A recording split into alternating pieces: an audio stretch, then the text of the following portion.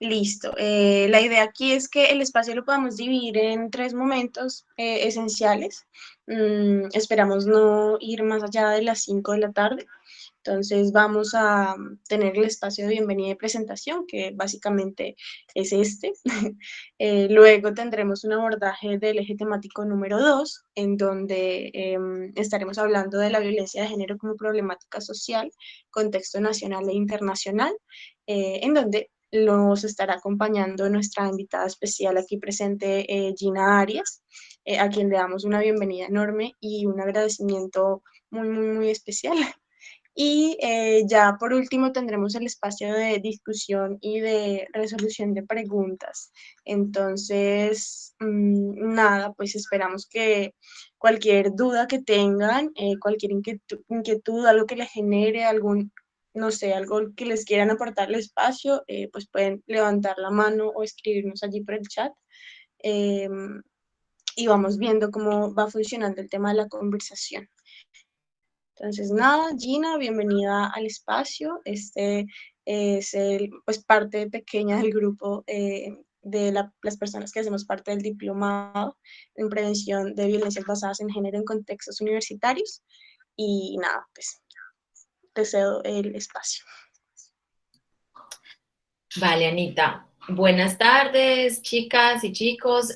Bueno, un agradecimiento así súper especial a Ana María, que se ha comunicado conmigo todo este tiempo para hacer posible este espacio.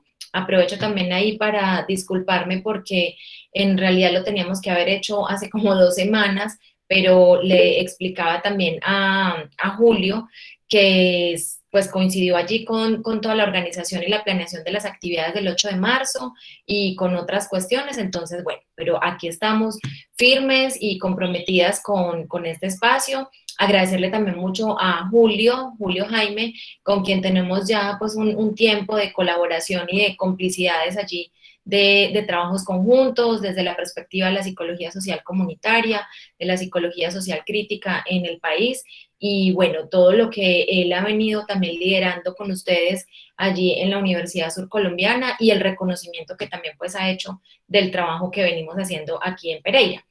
Entonces, bueno, también como que parte del ejercicio y de lo que nos ha posibilitado también la pandemia y tener que comunicarnos a través de estos medios, pues es que podamos entrar también en esa relación, en esos procesos de colaboración con otros territorios, con otros procesos que se están desarrollando en otras partes y eso pues también es bonito y es potente, ¿cierto? Poderlo reconocer.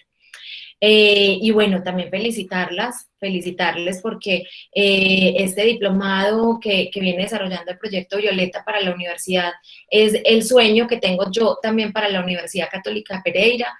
En la universidad ya tenemos nuestra política de inclusión. Hace muy poco pues la aprobó el Consejo Superior. Y bueno, recién este año pues estamos ya como iniciando actividades para dar a conocer la política y para dar a conocer el comité de género, de equidad de género que hemos construido pues también desde allí. Entonces, bueno, como también creemos que todo el asunto de lograr y de posibilitar escenarios más equitativos y más igualitarios para hombres, mujeres y personas no binarias, pues hace también o debe pasar también por estos procesos formativos y por estos procesos educativos que yo entonces celebro, felicito y por supuesto que me sumo también pues como a este esfuerzo que ustedes están haciendo, ¿vale? Bueno, entonces ahí ese es mi saludo, sin más preámbulos, entonces voy a empezar a compartir mi pantalla. Eh, Anita, tú me dices ya por si ahí se está viendo porque yo dejo de ver las pantallas, solamente me muestra aquí mi PowerPoint. Se ve perfecto. Confirmen porfa en el chat si están viendo bien, si escuchan bien a Gina. Yo te escucho perfecto y te veo muy bien. Vale, entonces también tú me vas haciendo ahí una señita por si alguien quiere hacer alguna interpelación, alguna participación, algún comentario, porque acuérdate que por Meet yo ya solamente veo pues aquí la presentación, ¿sí? Claro que sí. Entonces, entremos ya en materia. Julio y Ana, bueno, y las chicas que están allí en el diplomado, pues me habían pedido que preparara una presentación para este segundo eje temático que han denominado la violencia de género como problemática social. el contexto nacional e internacional. Lo que yo hice, pues básicamente fue como tratar de reunir algunos datos, algunas cifras, ustedes sabrán, ¿cierto? Y ahorita pues yo les voy a ir contando también cómo conseguir algunos datos, a veces es un poco difícil en relación pues con la diferenciación en las distintas violencias y en general pues la situación para las mujeres y para los hombres en distintos contextos. Yo voy a intentar hablarles también como desde mis 3 lugares de enunciación, que son los que ustedes evidencian ahí. Uno es como docente e investigadora de la Universidad Católica Pereira. El segundo es como coordinadora de la Ruta Pacífica de las Mujeres aquí en el Eje Cafetero. Brevemente les cuento, la Ruta Pacífica es un movimiento de mujeres, existimos desde este año, vamos a cumplir 25 años, nos movilizamos desde hace 25 años por los territorios más azotados por el conflicto armado y desde hace 25 años, desde que fuimos en ruta a Mutatá, en el Urabá antioqueño, pues nuestra consigna ha sido la de visibilizar los impactos de la guerra y de la violencia de manera diferenciada en la vida y el cuerpo de las mujeres. Por eso ahorita les voy a hablar también un poco de por qué en ese contexto nacional considerar las violencias que las mujeres, las lideresas y defensoras de derechos humanos siguen viviendo en un contexto muy adverso para ellas, como lo seguimos viendo pues hasta el momento, ¿vale? Y un tercer lugar de enunciación, que en este caso pues es la Escuela Feminista Guadalupe Zapata. Esta es la colectiva pues de la escuela, la hemos venido construyendo desde hace 3 años, es un espacio al que me siento muy orgullosa, participan estudiantes, colegas mías, también pues egresadas del programa de psicología de la Universidad Católica y amigos con los que hemos tenido también como estas complicidades de ver, de entender también pues como el mundo, poniéndonos las gafas violeta para ver e interpretar pues como también las distintas problemáticas y fenómenos sociales, en este caso desde perspectivas feministas. Entonces, quiero que esto pues quede como muy claro porque las reflexiones que voy a compartir hoy con ustedes no son reflexiones de Gina solita, sino que son las reflexiones que estar y participar en esos colectivos pues nos ha posibilitado, ¿cierto? Y que lo que yo trato de hacer pues aquí es como articular un poco como esos lugares, haciendo una búsqueda de los datos, haciendo también una posibilidad pues como de interpretación y de análisis de esos distintos fenómenos y bueno, que ustedes también pues como que se vayan haciendo a una idea de cuáles son las fuentes, cuáles son también como los datos que podamos consultar y cómo eso nos permite también ir construyendo una mirada respecto a los fenómenos y a las problemáticas que se nos presentan, en este caso pues desde la perspectiva de género. ¿Vale? Entonces, yo organicé pues como la presentación como en este derrotero. Quiero que hablemos de las expresiones, los datos y los análisis que podemos hacer de estas violencias basadas en género. Ahí quisiera que nos detuviéramos un instante, no me puedo demorar mucho en esto porque yo creo que ustedes lo van a hacer también en otros momentos, hacerle una entrada pues más académica, más conceptual al concepto de género, pero aquí es importante entonces que lo podamos reconocer brevemente, el género como una categoría relacional. Recuerden ustedes si ya lo han trabajado y si no, pues les sugiero que trabajen un poco la perspectiva de Joan Scott cuando plantea este género o esta categoría, perdón, en forma o en mecanismo relacional y sobre todo el llamado que se nos hace también para no pensar, ¿cierto? Y para no replicar tampoco la idea de que cuando trabajamos con perspectiva de género, únicamente o exclusivamente nos referimos a lo que le ocurre a las mujeres. Ahorita vamos a hacer un poco ese análisis, ¿cierto?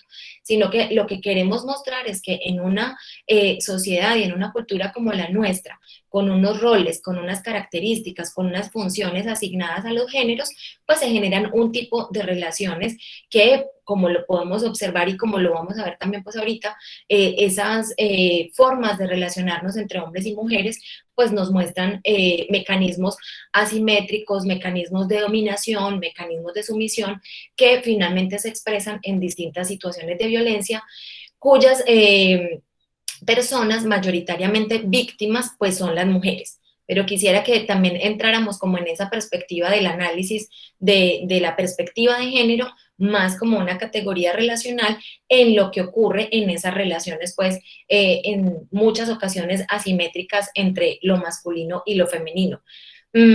Allí les voy apuntando también, ustedes pueden buscar, por ejemplo, a la profesora y antropóloga Rita Laura Segato. Rita Segato ha hablado bastante sobre este asunto del patriarcado y por qué también pues relacionar en nuestra sociedad patriarcal esa categoría de género y las expresiones que se dan o que tienen lugar a partir de estas distintas formas de relación entre lo masculino y lo femenino, ¿cierto? Entonces, cuando ella se refiere a esto también de esa manera, lo femenino y lo masculino no necesariamente se refiere a cuerpos de hombres y cuerpos de mujeres. Un poco para explicar también que el patriarcado como mecanismo y como construcción sociocultural puede y de hecho habita también en mujeres, ¿cierto? Entonces hay un asunto también para que nos podamos como interpelar, cuestionar mucho, para eso también es el diplomado, esperaríamos también pues como ese propósito de que permanente y constantemente podamos estar interpelando nuestros propios lugares, nuestras formas también de relacionarnos, incluso también en cuestiones que pueden ser entre comillas sutiles, pero como a través del lenguaje, de una forma de relacionarnos con otras mujeres, con los hombres, con los niños y las niñas, con los animales, por ejemplo, pues allí reproducimos muchísimas veces sin ser conscientes de ello, pues estas distintas formas de prácticas patriarcales. Entonces quisiera como apuntar ese elemento, como les digo, no me puedo tardar mucho en eso porque pues de eso no se trata esta sesión, pero voy apuntándoles ahí algunos elementos para que ustedes también puedan profundizar con algunas perspectivas pues de autoras y autores que les iré mencionando.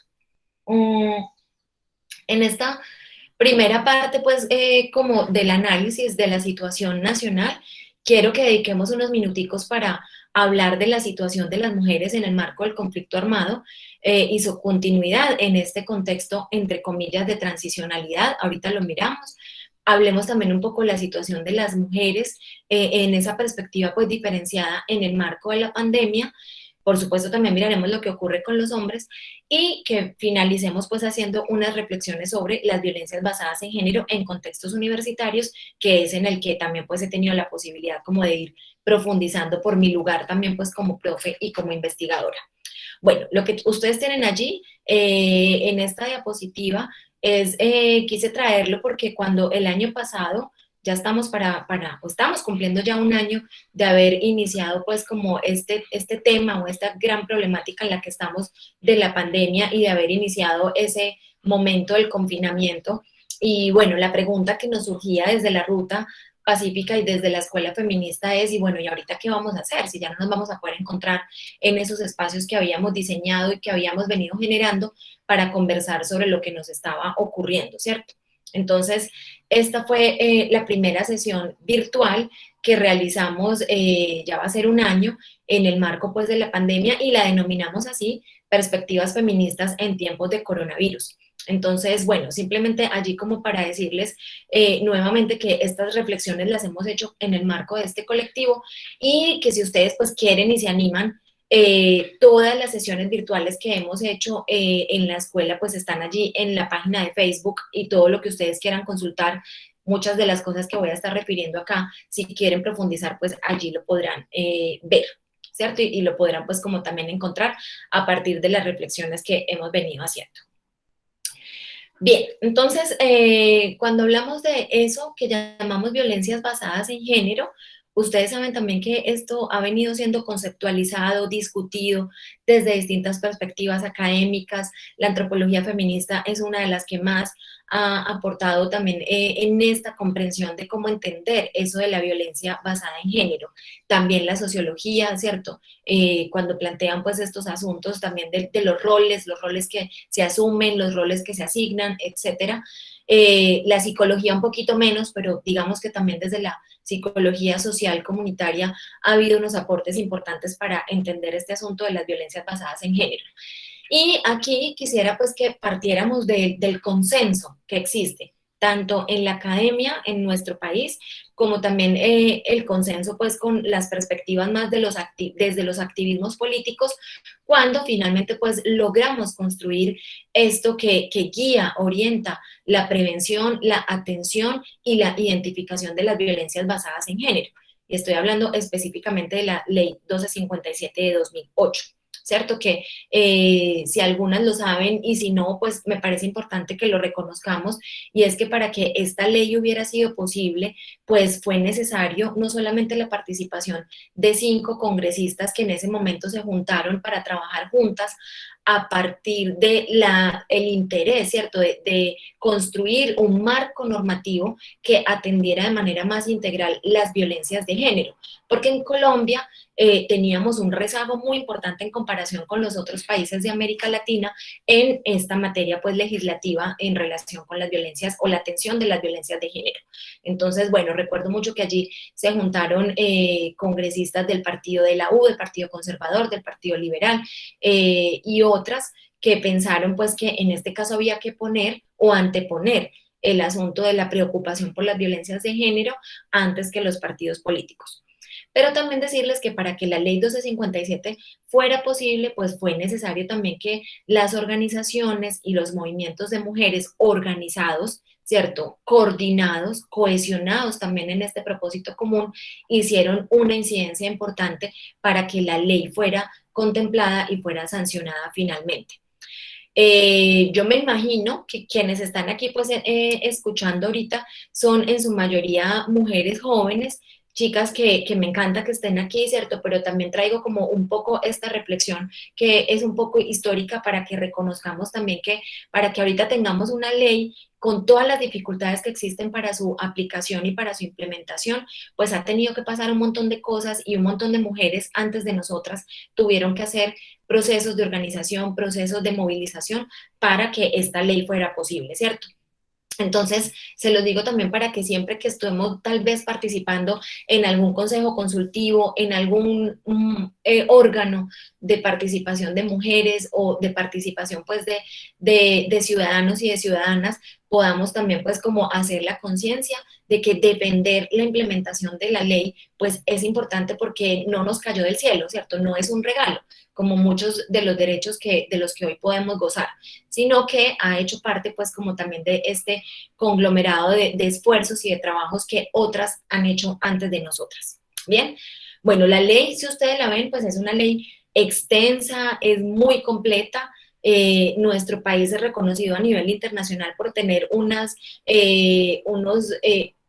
avances jurídicos y reglamentarios muy profundos en muchas materias, en muchos temas. Sin embargo, pues siempre nos queda la situación problemática, y es que a pesar de que tenemos la ley, pues hay unas grandes dificultades y obstáculos para hacerla cumplir, ¿cierto?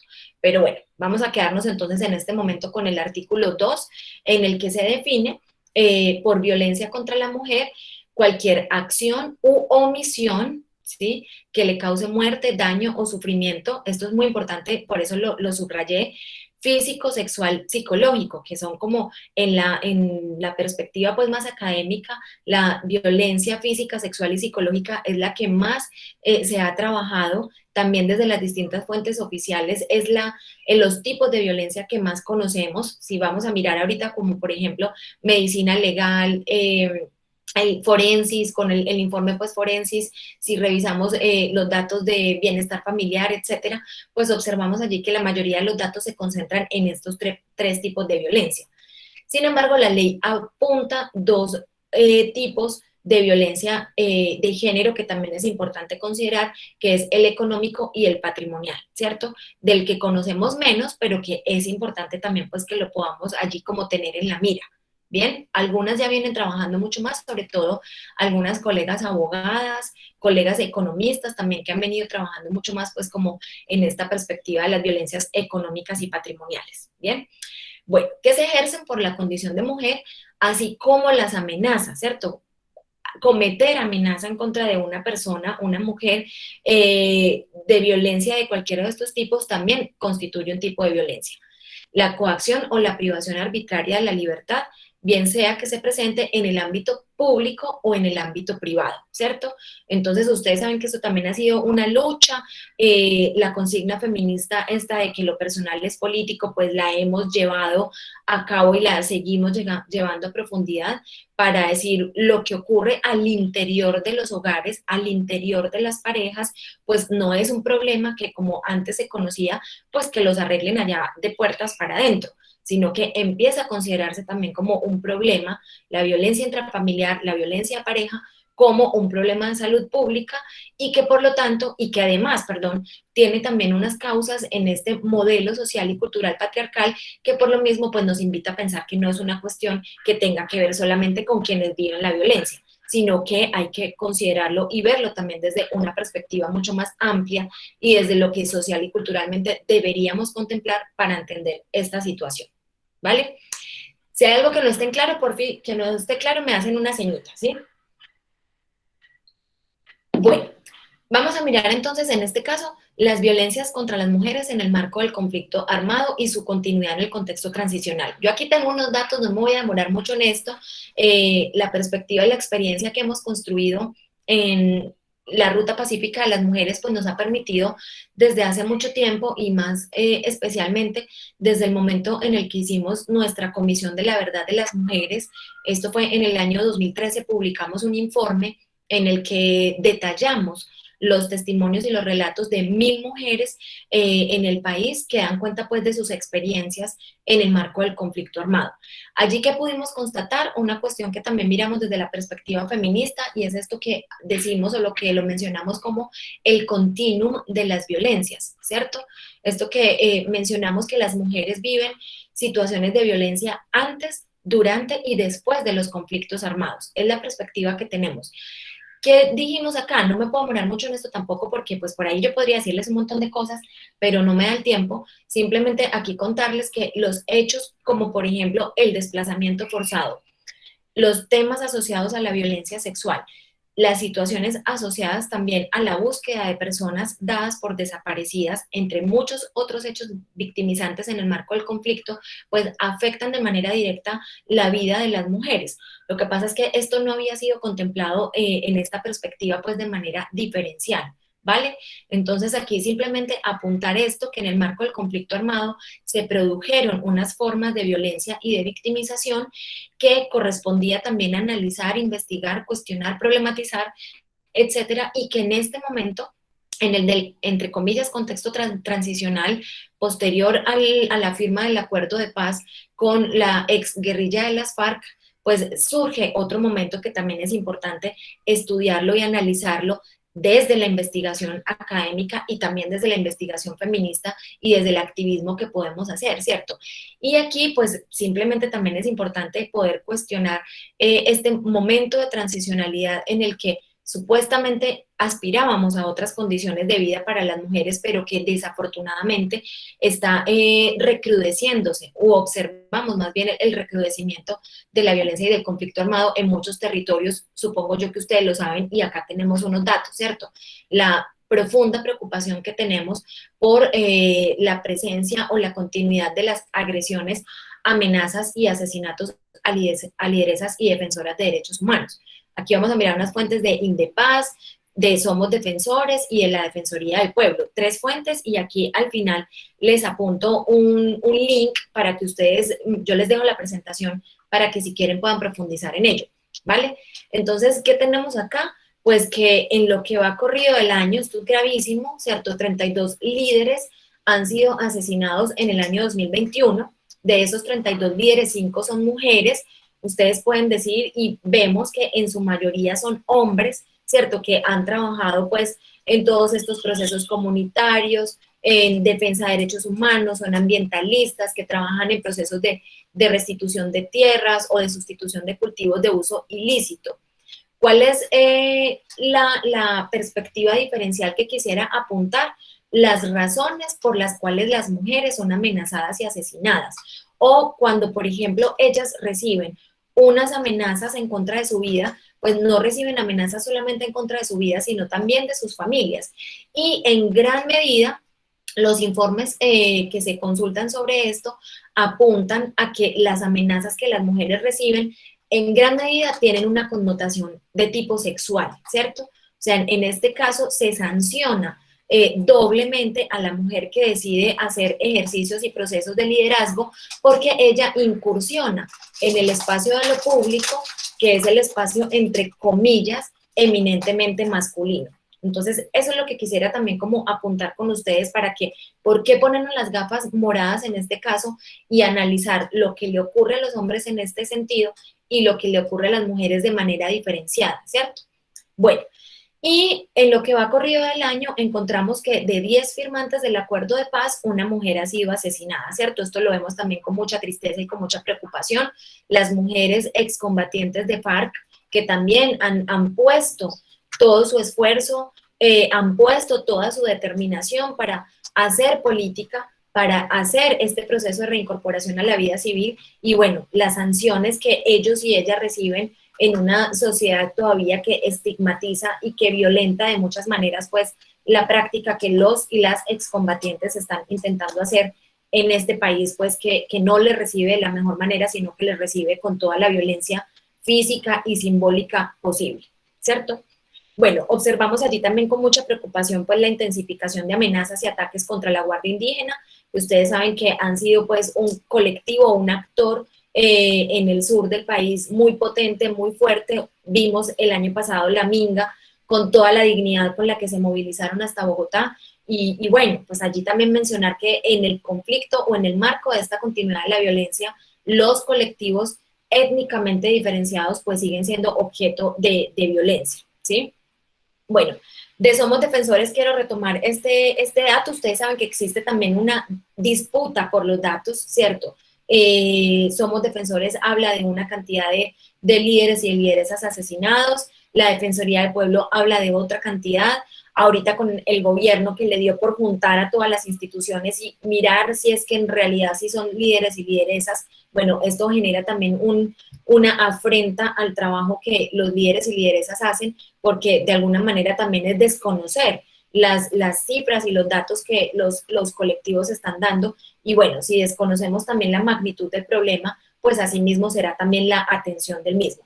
¿Qué quiero apuntar con esto? Pues que estamos, o persiste también la violencia generalizada y concretamente pues las violencias basadas en género en un contexto de completa adversidad, ¿cierto? Para los liderazgos sociales, los liderazgos políticos y la defensa de los derechos humanos. Ustedes se quedan allí con los datos y bueno, pueden observar cuáles son los departamentos en los que se vive pues con mayor agudeza esta situación. Bien, vamos a hablar ahorita de la situación de las mujeres en el marco de la pandemia. Empezamos a observar desde el año pasado, cuando se dio el confinamiento y cuando se dio la cuarentena, pues también la necesidad de ponernos las gafas para poder entender de manera diferenciada lo que ocurre, ¿cierto? Entonces aquí vamos a consultar algunos datos de la CEPAL, que es la Comisión Económica para América Latina y el Caribe. Los datos más recientes son los del 2020. Hay unas infografías recientes todavía más pues de este año. Pronto tendremos también pues como información de este primer trimestre, cómo se está comportando el tema de la economía, cómo se comporta el tema del desempleo, cómo se comporta esto que ahorita les voy a mostrar, muy, muy preocupante, el asunto de la explotación sexual y otro, ¿cierto? Para que estemos allí también como muy atentas de estos datos que se están produciendo y cómo los podemos analizar. Bien, miramos, por ejemplo, el 73% del personal de salud son mujeres. Aquí hay que hablar de dos fenómenos que es importante. Uno que tiene que ver con la sobrecarga laboral y emocional. Quienes trabajan mucho más, por ejemplo, en la perspectiva de la psicología de las organizaciones, pues saben que empieza a haber todo este tema del burnout o del sentirse quemado también en el trabajo y esta situación empeora para las mujeres, ¿cierto? Si observamos también la diferencia entre el personal de salud, el porcentaje de quienes ejercen los cargos pues, de ser los médicos, los intensivistas, en su mayoría son hombres, por supuesto que también hay un desgaste y una sobrecarga laboral allí, ustedes lo saben, ¿cierto? Pero empezamos a mirar también que en las mujeres se junta la sobrecarga laboral y la sobrecarga emocional, porque ellas no solamente llevan todo este peso del trabajo como enfermeras o como personal pues de la salud, sino que también llevan el peso del trabajo doméstico o de las labores de cuidado en sus propias casas y en sus propios hogares, ¿sí? Entonces allí estamos juntando con este asunto pues de la feminización de las profesiones. No me puedo detener allí mucho tampoco, pero es importante que ustedes también vayan como entendiendo cuáles son los fenómenos que nos interesa también estudiar pues como desde estas perspectivas, ¿vale? Bueno, cuando ya hablamos en términos mucho más concretos de lo económico, ustedes saben que en el mundo ha habido una contracción de la economía, los datos de ONU, los datos de la Organización Panamericana de la Salud, los datos de la Organización Mundial del Comercio, bueno, y todas estas instancias empiezan a mostrarnos toda la preocupación que existe en el mundo por la contracción de la economía. Tal vez algunos y algunas de ustedes lo estén viviendo, ¿cierto? Un empeoramiento de la situación económica en las familias que ha hecho pues que la situación económica pues vaya cada vez empeorando más para algunos grupos, ¿cierto? Y en América Latina concretamente, para el año pasado la CEPAL había hablado de un menos 5.3 de contracción en la economía. Eso no solamente un número, sino las implicaciones que tiene en todas las condiciones de pobreza, ¿cierto? O sea, lo que vamos a tener en estos 2 años, bueno, en este año que llevamos de pandemia y en los próximos, pues son condiciones de pobreza mucho más brutales en el mundo y concretamente en América Latina, pues van a ser peores, porque nuestras condiciones económicas son mucho más difíciles que las que pueden vivir los países europeos o los países del norte global. Mientras que en los países del norte global, me refiero a Estados Unidos y los países de Europa, tienen mejores condiciones para hacer frente a la condición económica de la pandemia, pues en los países como los nuestros, en los países de África o del sur global, pues esta situación es mucho peor, ¿cierto? Entonces, aquí también es importante que miremos desde la perspectiva de la feminización de la pobreza. Este es un dato que apuntó una feminista economista desde los años 70, cuando ella empezó a observar que ser pobre no daba lo mismo ser hombre que ser mujer, ¿cierto? ¿Por qué? Porque la mayoría de las personas que viven en situación de pobreza son mujeres.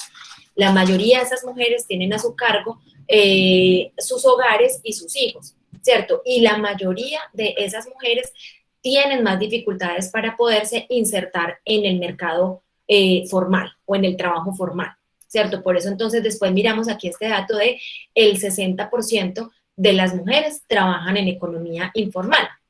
¿Qué significa eso? Pues que son mujeres que no tienen derecho a todo lo que implica, por ejemplo, cesantías, a lo que implica también unas mejores condiciones laborales, unas mejores condiciones también para las horas de trabajo, empleos mejor remunerados, etcétera, sino que en la economía informal, palabras más, palabras menos, pues las personas viven del rebusque. Y ustedes saben también pues lo que esto implica, ¿cierto?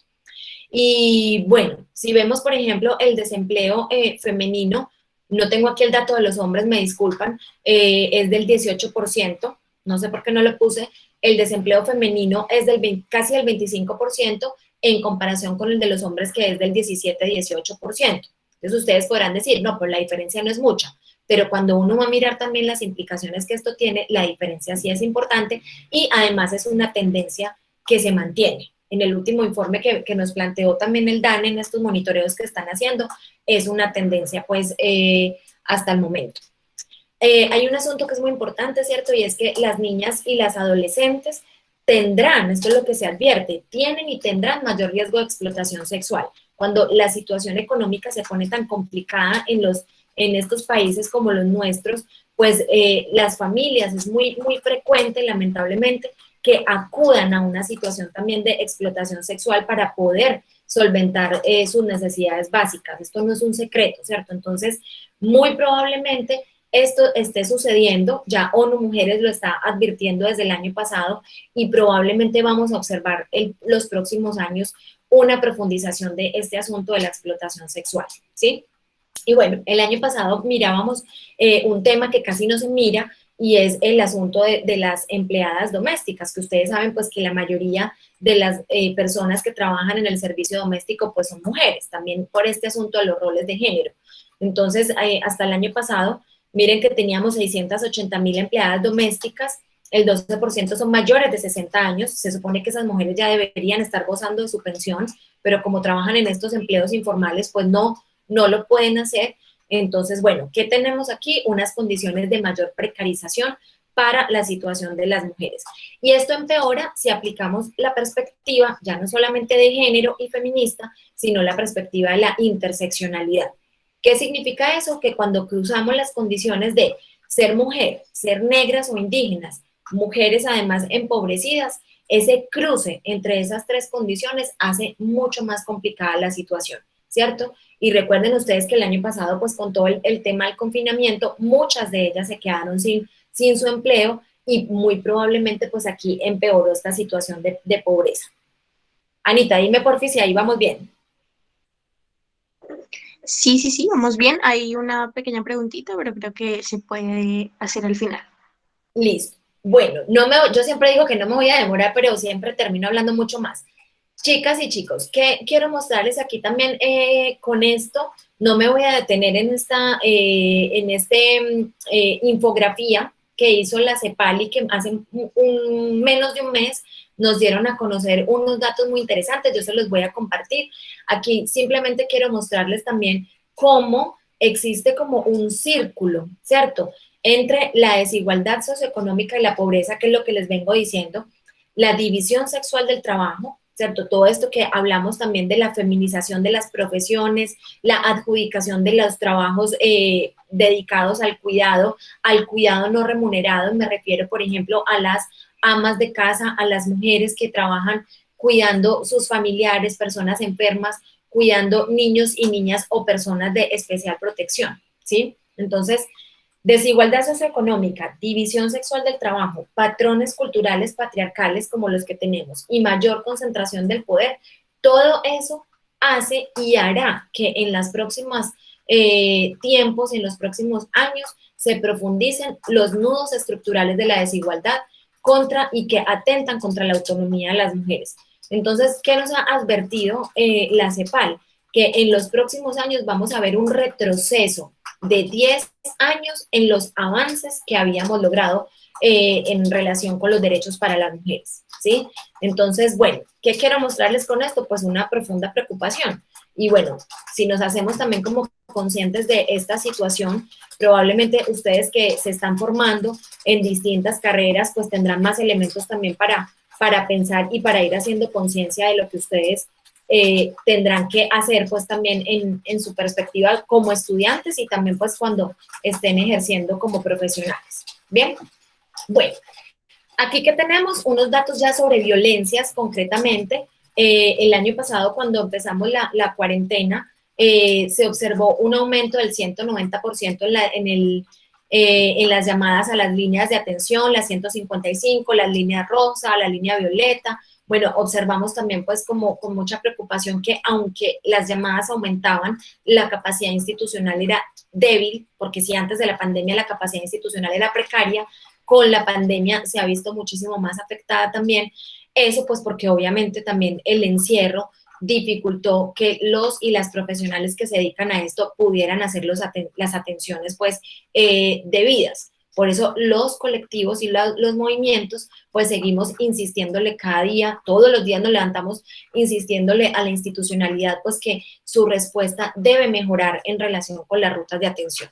Bien, bueno, el año pasado miramos respecto a violencia sexual, cada 23 minutos una mujer fue víctima de violencia sexual en la mayoría en sus casas, ¿cierto? El 87% son niñas y adolescentes, esta cifra es escandalosa, es brutal, y el 71% de los agresores es un familiar. O sea, esto nos indica que la mayoría de esas violencias sexuales ocurrieron en sus propias casas, ¿cierto? Que es una cosa pues súper complicada. Este dato también quería mostrárselos, lo hace el Fondo de Poblaciones, un poco advirtiendo también cuando se han vivido otras pandemias como u otras epidemias como la del ébola en el África, y ellos plantean que en el tiempo de las cuarentenas, 47 millones de mujeres no accederán a métodos anticonceptivos. Y esto hace que para los próximos años, para este futuro inmediato, se proyecte 7 millones de embarazos no deseados. Calculen ustedes todas las implicaciones que esto tiene, ¿cierto?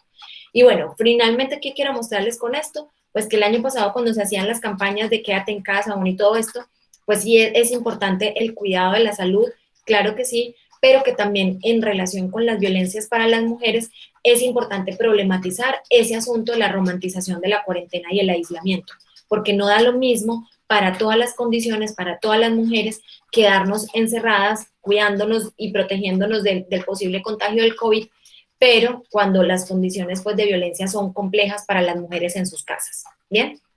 Bueno, aquí tenemos unos datos de la Fiscalía General de la Nación. El año pasado se reportaron 110.071 casos de violencia intrafamiliar, un poco más del 75% de víctimas fueron mujeres, el 20% fueron hombres. Obviamente esto nos indica pensar en que, como siempre, pues la mayoría de las víctimas son mujeres, sin embargo, también pues el número de hombres víctimas es importante y aquí pues tendremos que mirar con más profundidad lo que viene ocurriendo, ¿cierto? Sisma Mujer en su boletín número 25 analiza con mucha preocupación la persistencia de impunidad. Más del 90% de los casos que se investigan sobre violencia intrafamiliar se mantienen en la impunidad. Esto es un porcentaje altísimo, ¿cierto? ¿Qué significa esto? Que no se concluyen las investigaciones y que por lo mismo no hay ningún tipo de sentencia condenatoria ni ningún tipo de juicio tampoco frente a los agresores. Entonces, pues esto lo que hace es alimentar el ciclo de violencia, ¿cierto? Porque si un agresor pues no obtiene ningún tipo de sanción, ni simbólica, ni en este caso una sanción judicial o penal, pues esta situación empeora mucho más, ¿cierto? Bueno, en relación con violencia de pareja, el Instituto Nacional de Medicina Legal y Ciencias Forenses registró para el 2020 30.551 exámenes médico-legales. Aquí fíjense que el dato es mucho mayor, casi el 87% para mujeres y el casi 14% para hombres, ¿cierto? Y bueno, ustedes han visto, me imagino yo también en noticias que y desde el año pasado que estábamos trabajando y que hemos lanzado la campaña de la Emergencia Nacional por Violencia Machista, o la segunda pandemia es la violencia de género y la violencia contra las mujeres. Entonces, bueno, ¿qué hacemos? Constatar que la situación es grave, ¿cierto? Y que en lo que va corrido del año, no llevamos ni concluido el primer trimestre, ha aumentado en casi un 10% los casos de feminicidios en comparación con el 2020, ¿sí? En el tiempo que llevamos se han presentado 37 feminicidios y eso que creo que este dato ya está desactualizado porque este dato es para el 8 de marzo y ya llevamos 2 semanas después de que este dato se produjo. Ahí les pongo también el link de donde encuentran este informe de Sisma Mujer que está muy completo y está muy bueno y es interesante que ustedes lo puedan consultar, ¿vale? Bueno. Allí es una radiografía, ¿cierto? Un panorama muy, muy general. Ahorita hablemos de la violencia basada en género en contextos universitarios, ¿bien? Que parte de esto también y de esta reflexión es por la cual ustedes están aquí, ¿cierto? Cada vez más profes, hombres y mujeres, nos preguntamos por las violencias que ocurren en las universidades. Y ojo, un pie de página aquí importante, el hecho de que esta preocupación y que lo estemos mostrando, que lo estemos visibilizando, no significa que esta sea una situación que antes no ocurría. Todo lo contrario, los informes que estamos conociendo en este momento, las noticias que están saliendo cada vez más frecuentemente sobre los casos de acoso, de violencia en el contexto universitario, de profesores hacia estudiantes, de estudiantes a estudiantes, de personas, por ejemplo, de algún rango en las universidades contra personas, por ejemplo, mujeres que trabajan en los servicios generales. Bueno, todo esto lo estamos conociendo ahorita porque se ha abierto, afortunadamente, esta beta de análisis sobre la cual hemos venido pues ya cada vez trabajando más. Aquí en Pereira, desde hace 3 años, estamos trabajando en red, 4 universidades, la Tecnológica de Pereira, la Libre de Pereira, Uniminuto y la Católica. Estamos trabajando y hemos constituido la Red de Educación Superior por la Equidad de Género, ¿cierto? Entonces, bueno, desde allí estamos haciendo investigación, estamos haciendo incidencia para que las universidades piensen estos problemas, hagan visibilización, hagan sensibilización con su comunidad universitaria para evidenciar estas situaciones, ¿cierto? Y bueno, se los digo yo particularmente pues en la experiencia que hemos venido teniendo, que una se queda sorprendida, ¿cierto?, de cómo en la universidad, que se supone que debería ser un espacio seguro para las y para los chicos y para las personas que no se identifican en relación pues con una orientación de género y una identidad sexual, orientación sexual, perdón, pues aquí entonces lo que observamos también es que la universidad se convierte en un lugar en el que hay discriminación por razones de género, en el que se presentan acoso, ¿cierto? Formas de acoso y en el que se presentan múltiples formas de violencia simbólica. Entonces, bueno, ¿qué nos corresponde hacer también dentro de las comunidades universitarias? Pues por lo menos visibilizarlo y por lo menos construir también nuestras propias políticas y hacer cosas como esta que están haciendo ustedes en el diplomado para cada vez aprender y estudiar y sobre todo también transformar nuestras prácticas cotidianas en el contexto universitario. ¿Sí? Entonces, digamos que eso es lo que nos ha venido también animando y motivando cuando conversamos con Julio, y por eso pues me hacía también como extensiva esta invitación, y el año pasado que hicimos también un conversatorio sobre esto, pues decimos, bueno, nuestra lucha también tendrá que estar al interior de las universidades, ¿cierto? Para que podamos también aportar nuestro granito de arena en esta transformación, pues en este contexto que es el que trabajamos, ¿sí? En este sentido, los datos sí son mucho más escasos. Acá con unos estudiantes con los que estamos haciendo un artículo sobre esto, hicimos, nos imaginan, bueno, o han hecho los chicos Andrés y Luisa un ejercicio pues minucioso por conocer si existen datos que den cuenta pues como de este tema del acoso sexual o del delito del acoso sexual dentro de las universidades. Allí encontramos un dato de 3 autores que habían encontrado como un estudio que hizo la Fiscalía General de la Nación entre el 2008 y el 2017, y encontraron una cifra de 10.830 casos reportados en la Fiscalía de acoso sexual relacionados entre estudiantes o relacionados pues con estudiantes que fueron víctimas de acoso en el contexto universitario, ¿sí? Yo les puedo compartir también pues como la cita de dónde fue tomado esto para quien quiera profundizar. Bueno, pero ¿qué quiero decirles también? Que en los últimos años hay universidades en las que se viene trabajando esto con mucha fuerza. Ustedes mismos en la Surcolombiana, bueno, en Bogotá, el año pasado la profesora Mónica Godoy, la antropóloga, acompañó esta construcción de este informe sobre acoso sexual en el Departamento de Antropología. Yo no sé si ustedes lo conocieron, dentro de los colectivos feministas, pues fue muy reconocido porque allí se pone en evidencia a profesores de una trayectoria pues y de una altura y una estatura académica potente, pero bueno, esto lo que pone también en entredicho pues es la actuación, ¿cierto? En este caso de violencia, de dominación, de ejercicio también de subordinar a las otras por ser estudiantes en el marco de una relación de poder como lo es una relación entre docente-estudiante. Entonces, bueno, si ustedes quieren también pueden consultar este informe que es súper interesante. Están allí todos los relatos. Esto fue un estudio, un trabajo de investigación más cualitativo que se hizo, pero que es súper potente y que también valdría mucho la pena pues poder reconocer.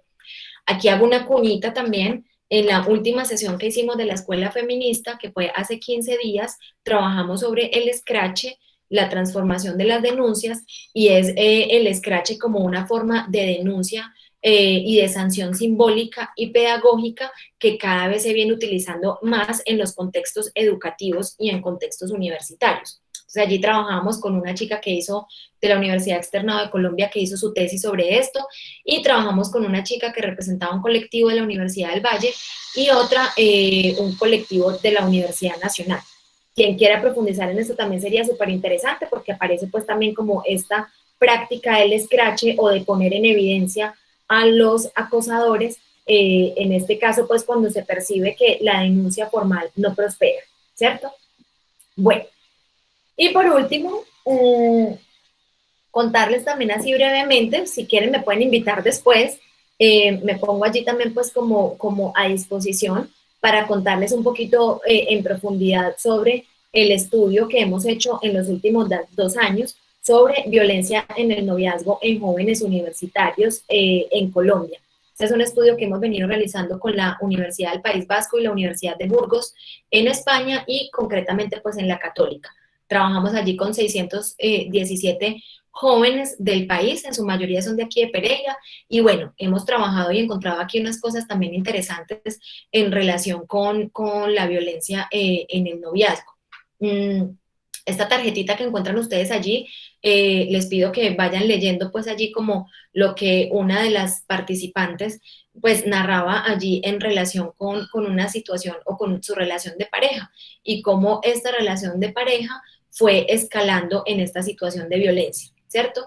Y como les digo, no me puedo tener aquí mucho porque esto me daría para hablarles un montón, pero bueno, quiero contarles que esto también lo estamos trabajando, lo estamos estudiando, estamos dando cuenta también como de cómo en las parejas jóvenes se reproducen estas formas de violencia con un agregado y es en este caso pues la violencia online, ¿sí? Que es toda esta violencia que se ejerce a través del dominio y el control que ejercen en las redes sociales, en el uso de los dispositivos electrónicos y bueno, que ustedes los y las jóvenes pues refieren como relaciones tóxicas, pero que también pues nosotras observamos con preocupación porque, bueno, queremos ver qué es lo que está pasando también allí desde estos momentos en los que ustedes están iniciando sus relaciones de pareja o esas primeras experiencias amorosas y por qué en un contexto, ¿cierto?, como el nuestro, pleno siglo XXI, con avance en el reconocimiento de derechos, etcétera, etcétera, por qué se reproducen esas distintas formas de violencia y empieza a tener otras expresiones que en este caso pues es a través, como les digo, de la violencia online, ¿sí? Entonces, bueno, quisiera como ya dejar por ahí porque no quiero tampoco cansarles y Anita, creo que me da tiempito de compartirles un videito que es súper cortico sobre el tendedero del acoso que hicimos el año pasado en la universidad. Claro que sí. Listo. A ver si lo encuentro. Sí, aquí está. Ahí se ve, ¿cierto, Anita? Sí, se ve perfecto. Listo.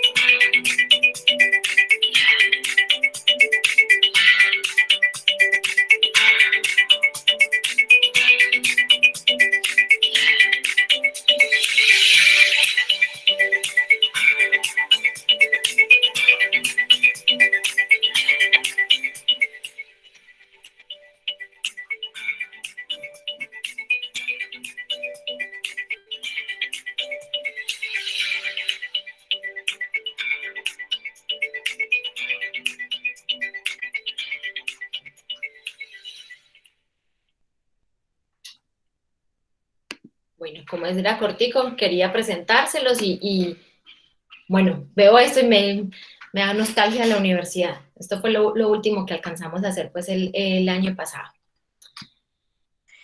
Claro que sí, pues creo que nos sucede a todas, ¿no? Pues tenemos dos preguntillas por allí en el chat. Permíteme un segundito.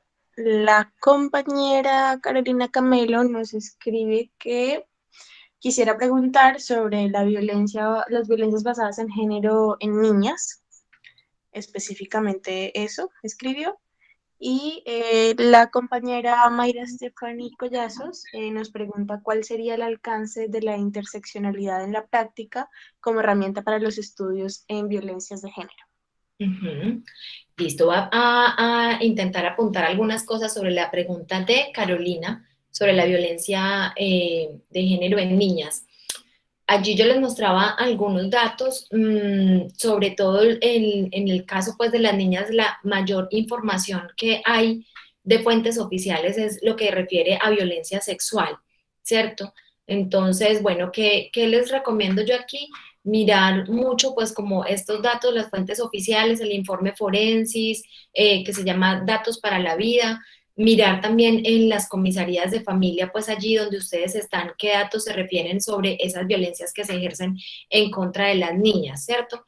Pero también decir pues que efectivamente las violencias que las niñas viven, pues hay que verlas también de manera diferenciada en comparación con los niños, ¿sí? Aunque también los datos, por ejemplo, de violencia sexual en contra de los niños es muy fuerte y es muy alto, ¿sí? Pero observamos como también en los otros datos que la mayoría de las niñas son pues víctimas de violencia sexual.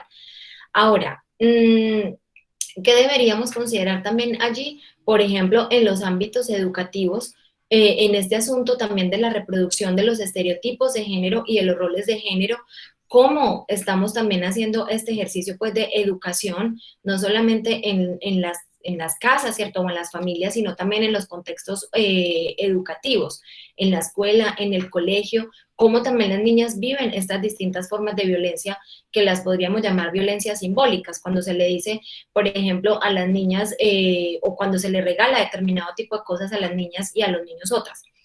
Eso me hace pensar mucho en las colegas de aquí de la Universidad Tecnológica que desde hace un tiempo están trabajando en una escuela, en una comunidad que se llama el barrio Las Brisas, y ellas son unas ingenieras y ellas han estado trabajando sobre esta idea de por qué las niñas, por ejemplo, los mensajes que cotidianamente reciben de sus profesores y profesoras es que ellas luego no van a ser buenas para las matemáticas y hay un momento en el que hay una diferenciación entre las elecciones y cómo también hay un desempeño mucho mejor de los niños, por ejemplo, en las áreas de las matemáticas que para las niñas.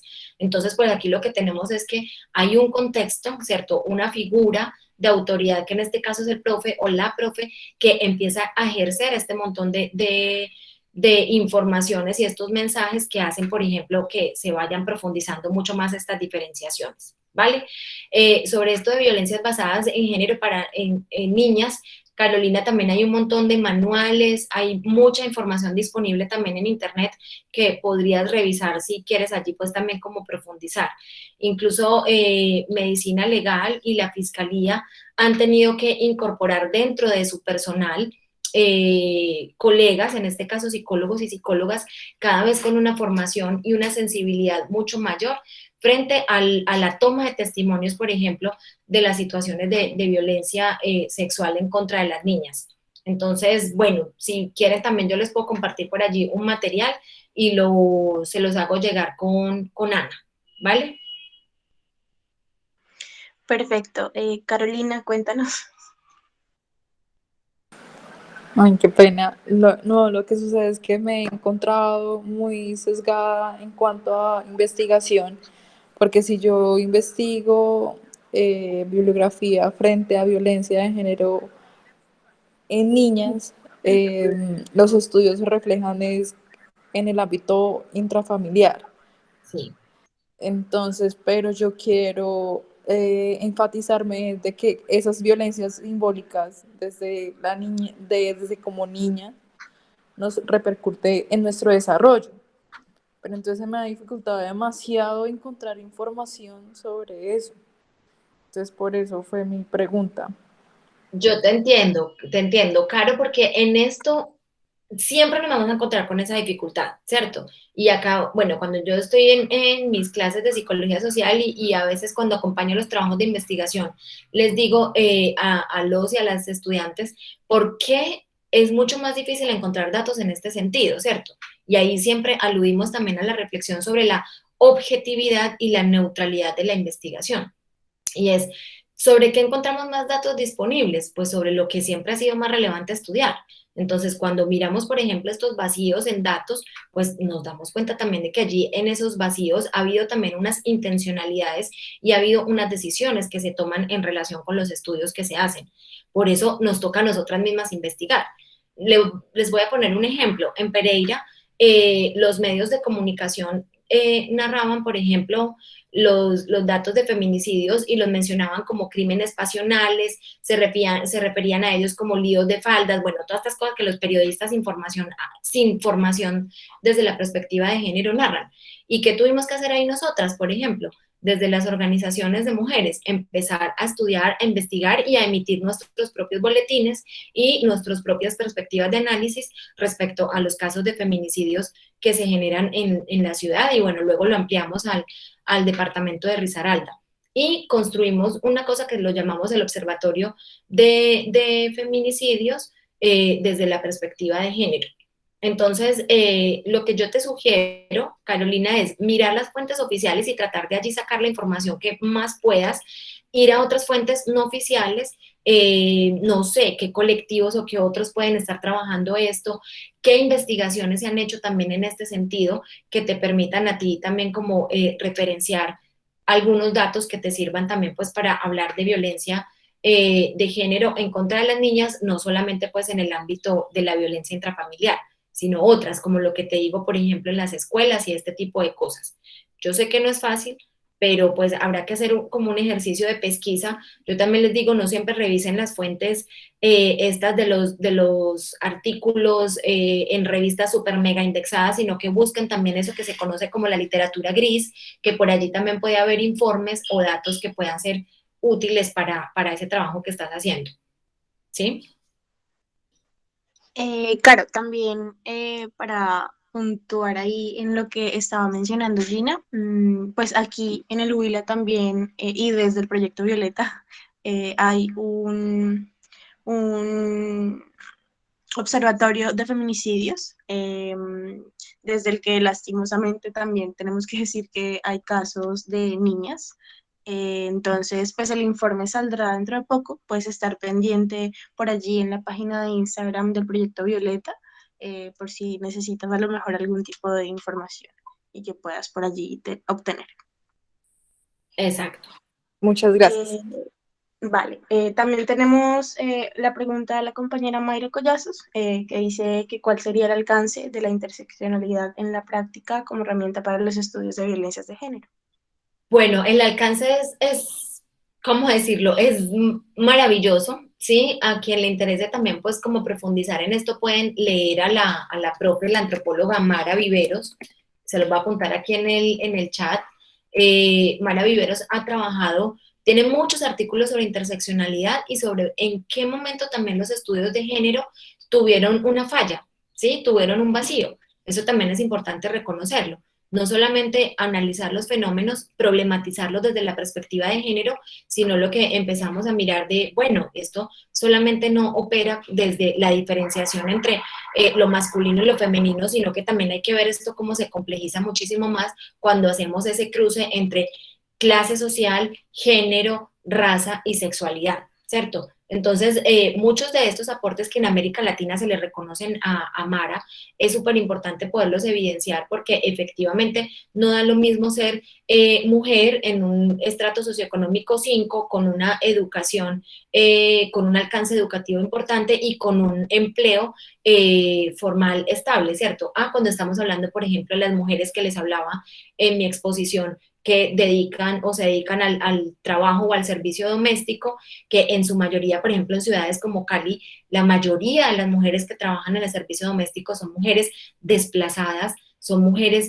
negras y son mujeres en condiciones de pobreza. Entonces aquí lo práctico también de aplicar la perspectiva de interseccionalidad es poder cruzar esas distintas enfoques, ya no solamente las gafas violeta o morada, sino muchas otras perspectivas y bueno, mirar eso también cómo opera en la práctica, en los estudios que están haciendo, en los trabajos que están realizando. Yo creo que aquí el aporte que ha hecho Mara Viveros y las otras que han trabajado sobre esta perspectiva, los estudios de género son súper potentes, precisamente pues porque en los estudios que se hacen sobre raza y colonialidad, género y colonialidad, pues aquí nos empezamos a dar cuenta o empezamos más bien a visibilizar esas diferencias que es importante tenerlas en cuenta cuando vamos a hacer los estudios sobre violencias basadas en género, pero también desde la perspectiva de interseccionalidad. ¿Cierto? Entonces, bueno, referirles allí también, por ejemplo, algunos trabajos en la Universidad de Antioquia también han hecho unos trabajos muy importantes sobre esto, en la Universidad del Valle, que ustedes podrían también pues allí como referenciar. Pero mi primera recomendación, Mayra, sería que empezaras a leer mucho a Mara y que te fueras dotando cada vez más de estas herramientas teóricas, conceptuales y que se traducen también en lo metodológico para dar cuenta pues del alcance de la interseccionalidad, ¿sí? Perfecto, Gina. Mara te agradece mucho. Con mucho gusto. Pues chicas, no sé si de pronto surge alguna otra pregunta. Creo que también por el tema del tiempo la compañera Gina tiene que retirarse, entonces pues aprovecho también para intervenir un poco y pues nada, a lo largo de pues este proceso de formación nos hemos podido dar cuenta de que podemos construir una manera de entender el cómo hablamos cuando hablamos de violencias basadas en género, ¿no? Y de qué manera se presentan estas violencias. Y en esta ocasión, pues nos estás presentando un panorama nacional e internacional muy amplio, desde el que vemos las múltiples situaciones y sucesos de violencias basadas en género, y pues también desde un marco pandémico, ¿no? Por lo que, pues te agradecemos muchísimo, creo que en nombre de todas las personas que somos partícipes de este diplomado, por precisamente posibilitar pues estos espacios de formación y de construcción colectiva. Y pienso que pues precisamente ese compartir es lo que le da sentido a todo lo que a diario nos está movilizando y realmente pues esperamos encontrarnos más en el camino, ¿no? Como grupo de trabajo esperamos compartir contigo los productos, resultados de este diplomado, también como ofreciéndote un agradecimiento por la participación y nada, pues esperamos que de verdad pueda surgir un diplomado en prevención de violencias basadas en género allá en Pereira. Eso espero. No, pues yo muy agradecida también, bueno, por la paciencia y por permanecer pues aquí también en el espacio y de verdad que me siento súper complacida y me encanta que ustedes ya estén haciendo el diplomado, aprovechenlo muchísimo. Como les decía al inicio de mi intervención, es el sueño que tengo para la universidad, ¿cierto? Porque pues también incluso la ley 1257, y siempre lo decimos, en el contexto de la universidad también tenemos que hacer cosas para aprender y bueno, como decimos también en la escuela feminista, para desaprender todas esas cosas que cotidianamente hemos venido incorporando y que definen nuestras subjetividades, pero que pues no significa que porque así haya sido siempre, así tendrá que ser. Entonces, bueno, este es el espacio idóneo para problematizar, para aprender y desaprender y qué rico que ya lo estén haciendo y que lo estén llevando a cabo con la comunidad universitaria pues de allí. Así que todo mi respaldo y todos mis mejores deseos también para que continúen en este proceso formativo y obviamente estaré muy atenta también de cómo evoluciona el diplomado. Muchas gracias. Claro que sí, muchísimas gracias a ti. Chicas, aprovecho también el espacio para pedirles por favor que se queden un momento y hablemos un poco sobre algunos detalles del diplomado y del foro en Vale, lo que yo me listo. despido entonces, ¿vale? Un abrazo, feliz No, tarde. muchas gracias, que tengas un muy Muchas bonito día. gracias.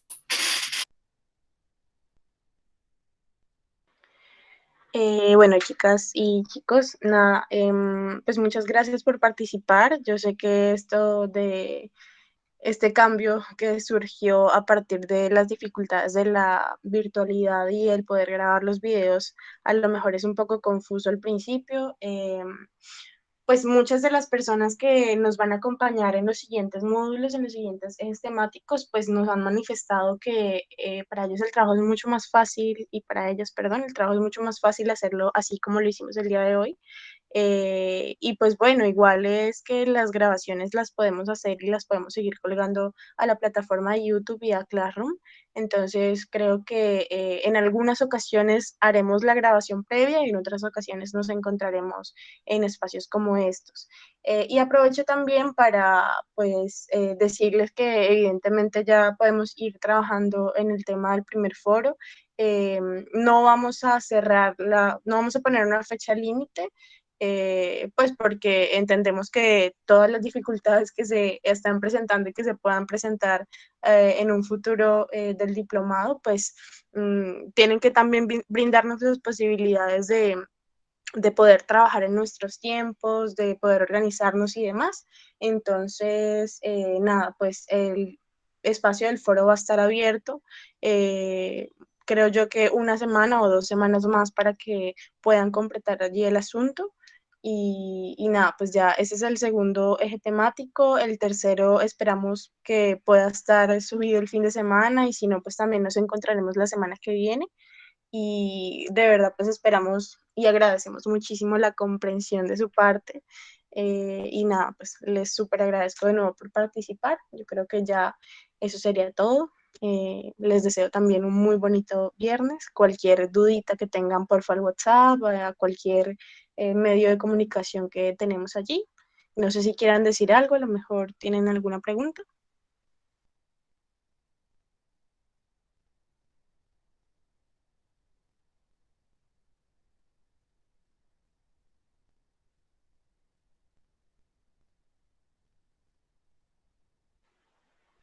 No, a ti, Valentina, a ustedes. Ya creo que vale, Luisa. Vale, Laura y Caterine. Ok, Santiago. Perfecto, Dana, listo. Pues nada, nos vemos en una próxima ocasión entonces. Que tengan un buen fin de semana. Muchas gracias. Gracias a ti. Vale, hasta luego. Muchas gracias, feliz tarde para todos. Vale, Brian, hasta luego.